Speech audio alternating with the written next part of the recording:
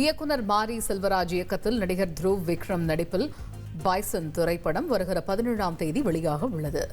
இந்த நிலையில் பைசன் பட விழாவில் பேசிய த்ருவ் விக்ரம் தான் 2 படங்களில் நடித்துள்ளதாகவும், ஆனால் பைசன் தான் தனக்கு முதல் படம் என்றும் தெரிவித்துள்ளார்.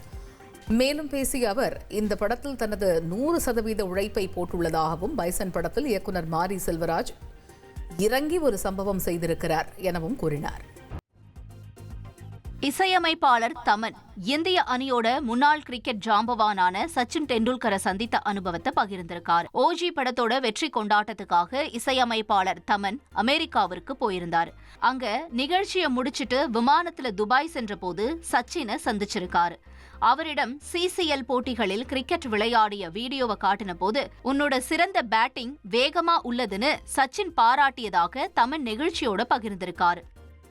சீனாவில் இலையுதிர் காலம் தொடங்குவதை முன்னிட்டு நிலவு திருவிழா கோலாகலமாக கொண்டாடப்பட்டது. ஹுவான் நகர வீதியில் நிலவை போன்ற வண்ண விளக்குகள் அலங்கரித்து வைக்கப்பட்டிருந்ததுடன் ஹீலியம் வாயு நிரப்பப்பட்ட ராட்சச பலூனில் பொதுமக்கள் பறந்து அசத்தினர்.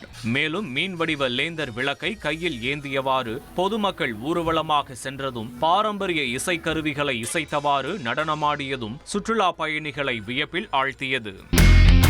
இனி செல்லும் இடமெல்லாம் செய்தி. தந்தி டிவியின் வாட்ஸ்அப் சேனலை ஃபாலோ பண்ணினா செல்ல இருக்கும் இடமெல்லாம் செய்தி. இதோ QR கோட் இப்பவே ஸ்கேன் பண்ணுங்க, ஃபாலோ பண்ணுங்க.